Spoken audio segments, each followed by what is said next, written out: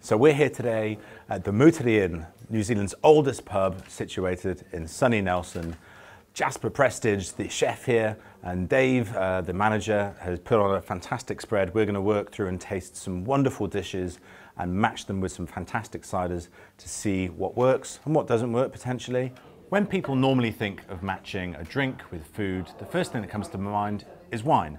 But actually, cider is a brilliant drink to match with food. It's absolutely fantastic because it shares quite a lot of the flavors and properties and characters of wine as well. There's a cider for every single meal out there, and I'm going to prove it to you. The most important thing to remember when it comes to matching cider with food is that there are no rules. You can do whatever you want. If it tastes good to you, then it's a perfect match for you. But some people want to have some assistance in trying to find the right types of food. So there are three guiding principles when it comes to matching cider with food. First of all, there's cut. Secondly, there's contrast. And thirdly, there's complement. And we're going to have a look at all three. So here's our first dish. We've got some wonderful sashimi with some wasabi, some pickled ginger, a bit of cucumber, and some coriander. It looks absolutely fantastic. The cider that I've chosen to go with this is a real acid-dominant cider, so it's all lean, crisp and fresh that will hopefully complement the light, acid, natural flavors that are coming through from the sashimi here. So let's give it a go.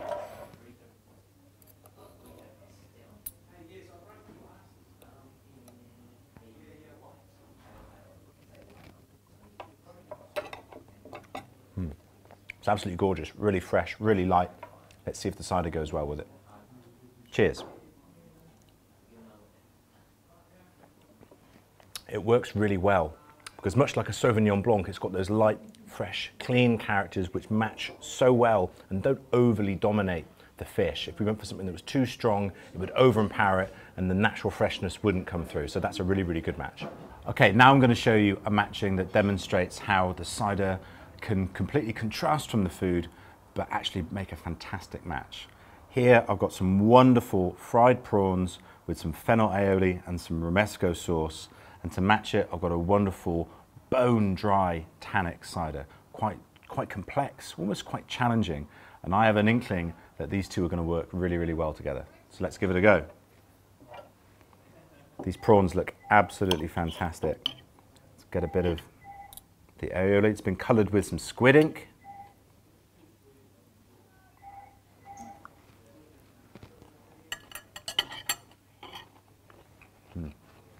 It's absolutely gorgeous, really, really fresh, intense, a lot of zest, a lot of crispness in there. Let's see how the cider matches with it. It's quite clever actually. It's actually quite a soft cider, or even though it's bone dry, it's got quite a lot of soft, creamy characters.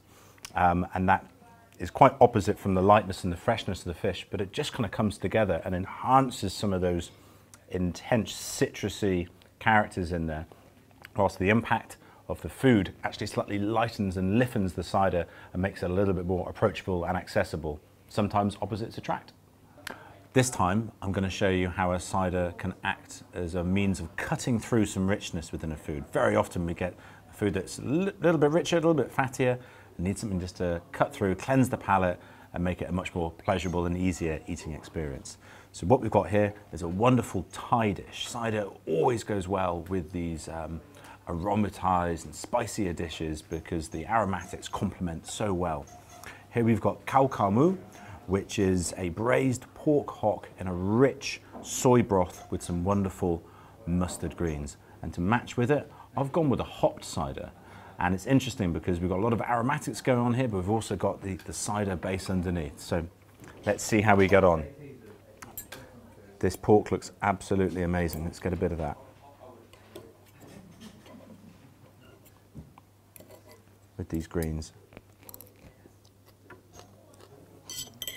It's wonderful. It's quite rich with the pork, but and also that soy broth is quite rich too. Let's see how the cider matches with it. We've got two things happening here. First of all, we've got the wonderful alpha acids, the hoppiness coming off there, matching with some of those wonderful Thai aromatics. What we've also got though is the bitterness coming from the hop, cutting through some of that richness, taking away, slaking some of that fattiness. actually it balances really, really well. It's a fantastic way of being able to eat a slightly richer food and have a really good time with a drink at the same time. For this dish, we've gone to a slightly sweeter, fruit-flavoured cider. And what goes well with that? Well, obviously, it's going to be a wonderful dessert. Here we have a chocolate delice with raspberry sorbet, some freeze-dried raspberries, and some hazelnuts. And I think that the richness and unctuousness will match and complement perfectly with the richness that's within the cider. But we've got some of the real zingy, fresh acidity from the raspberry sorbet, which will hopefully cut through some of that richness also. So I have an inkling that this is going to be really good. So let's have a try. Excuse my fingers, but this is too good. That's amazing. Let's hope it tastes good.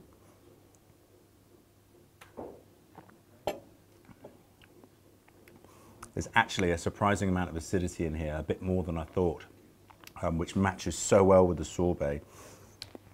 It works absolutely brilliantly together. As you can imagine, you can just look at the colours and you can see that it should work out really well.